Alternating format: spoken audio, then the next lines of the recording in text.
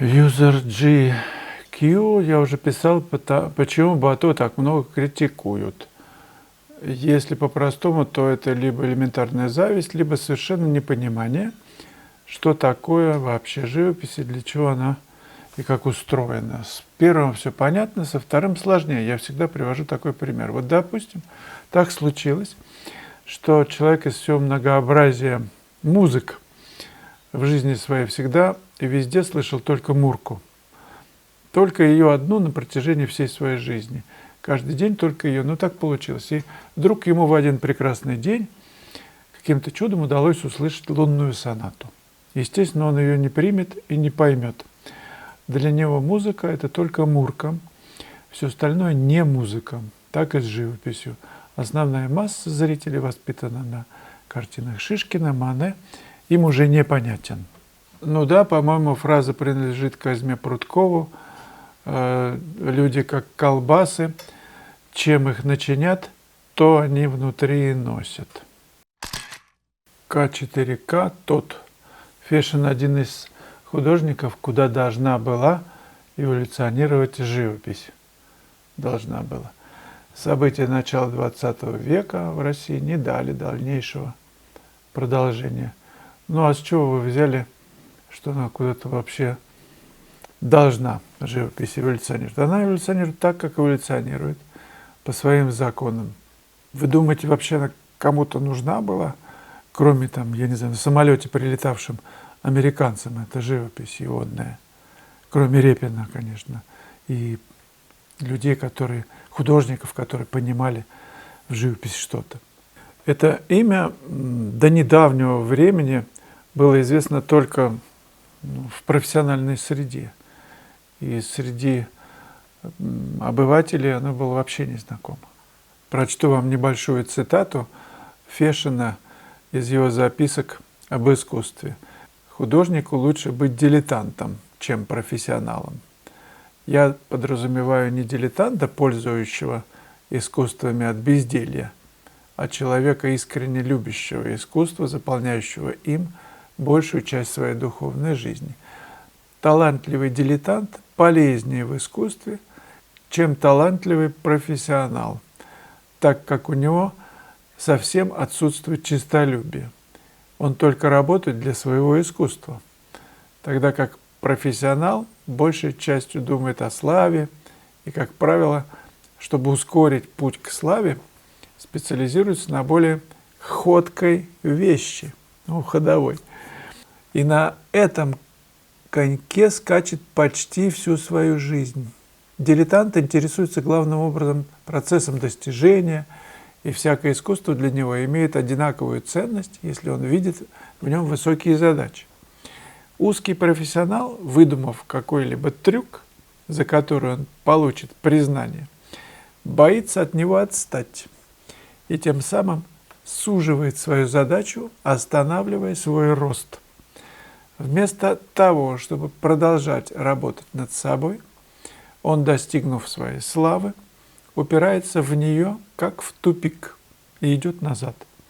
Спеша использовать счастливые обстоятельства, он выбрасывает на рынок невероятное количество картин на одну и ту же тему, и его работы, как часто повторяющийся плакат, перестают быть искусством.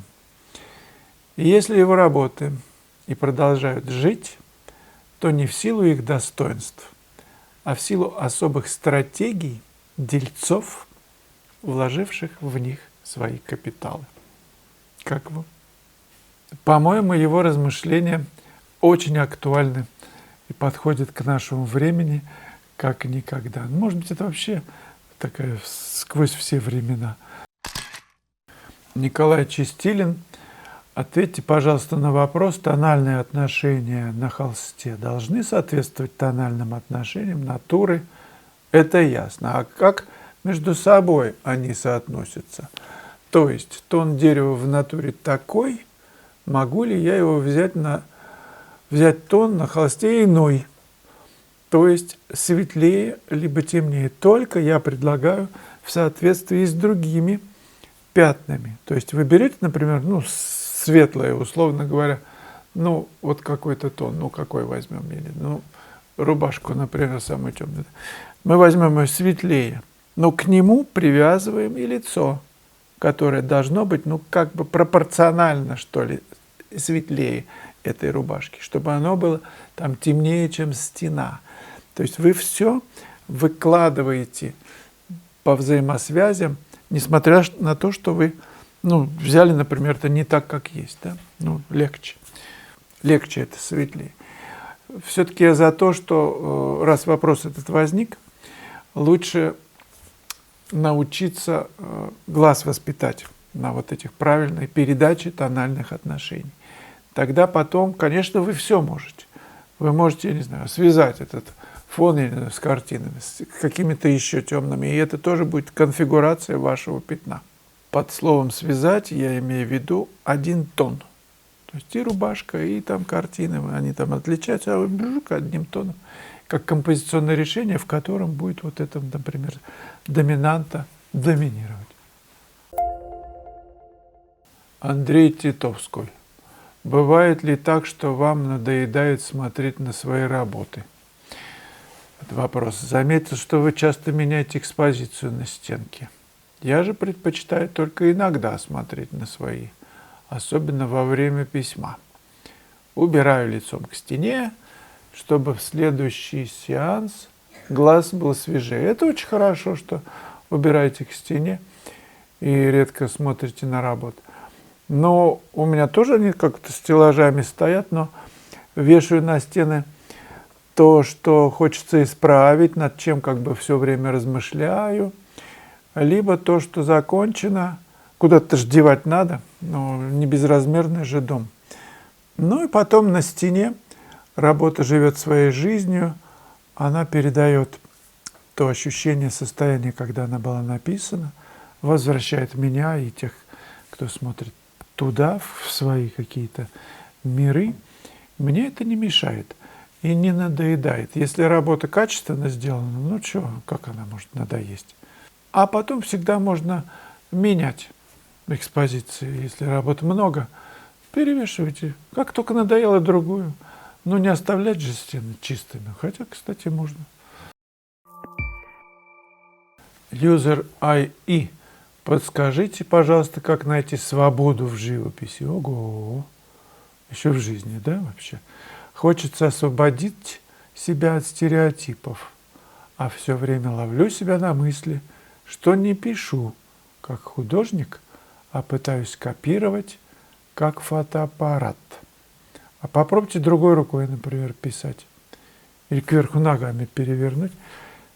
Себе просто задания такие давать. Вот сейчас я не буду копировать как фотоаппарат, а как дешевый фотоаппарат надо просто, который снимает не 600 dpi, а 30. Или наоборот. О, вы сделали, например, вот хорошо, сфоткали какой-то мотив, завели его в Photoshop и сузили количество этих самых пикселей до, ну я не знаю, до 30, до 10. И сразу он разложит, Photoshop, все это обобщит, все, и вам так будет интересно. То есть, если Photoshop может обобщить, почему мы-то не можем? Ну, просто расфокусируйте взгляд, когда пишете, и сразу все разложите на несколько составляющих. Не на миллион, а на 10, например. По среднему тону их закладываете, по среднему, сразу большим куском. И в нем потом уже смотрите, где задетализировать. Но не везде. Зачем везде-то? Вы же не фотоаппарат. Даже фотоаппарат, если на двоечке снимать, на диафрагме, он задний план размывает. А то, что нужно, сфокусировали, например, на морде лица, он же... Вот здесь и фотографируете красками, а там нет, а там условно. То есть подчинение главному второстепенного создает вот такую, ну, широту, динамику, живописную такую мозаику. За детьми понаблюдайте, как они пишут. У них очень свободно, у них мышление такое, хопа, сразу большим лицом, глаза. То есть очень просто. Но это сложно, просто писать сложно. По-моему, Репину принадлежит цитата, попробую ее вспомнить. Сначала художник пишет просто и плохо. Потом художник пишет сложно и плохо. Потом художник пишет сложно и хорошо. И только потом художник пишет просто и хорошо. По-моему, я правильно все вспомнил. Писать просто очень сложно, но к этому все стремятся. Свобода – это всегда ограничение, кстати. Вот нужно себя ограничить, как я понимаю, хорошим рисунком. Значит, нужно рисунком заниматься. Нужно ограничить себя холстом, ну, какой-то рамкой, да, ну, каким-то кадром, в котором вы все это разместите. Значит, нужно заниматься еще и композицией. Делать все время различные рисунки. Кстати, и по рисунку, и по композиции у меня есть уроки. Заходите на сайт и порыскайте там. Наверняка что-то вам приглянется и по одному, и по другому.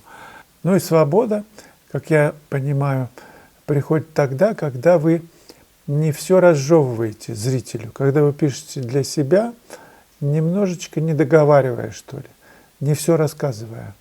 Кстати, фотоаппарат все рассказывает, а вы не все. Ограничения есть. Вот это я расскажу, глаз, например, там все, там нос, рот, а ухо, и там горло, нос, и дальше это уже дальше, и ближе это уже ближе. Оно не так важно, как это. Ну вот мы опять сводим все к тому, что вы выделяете главное, все остальное подчиняете. В этом суть, мне кажется, качественного подхода к живописи. Это сделает вас свободнее.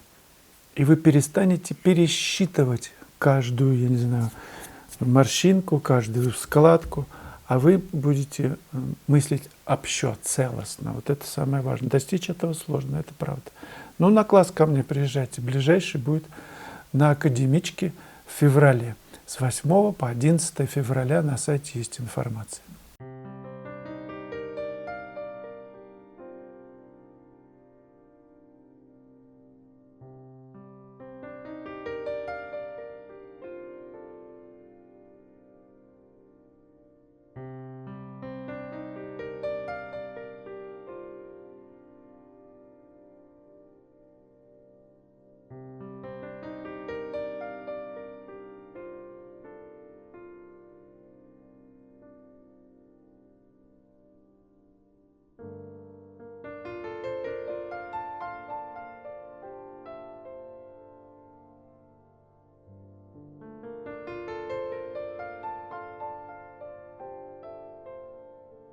Друзья, чтобы появилось следующее видео, поставьте, пожалуйста, не отходя от кассы, сейчас какую-нибудь закорючку, крестик, лайк. Ну, что же это такое? На 1000 просмотров, я не знаю, 100 лайков. Предлагаю вам посмотреть еще одно кино, называется «Как писать вечернее состояние». Ну, пока.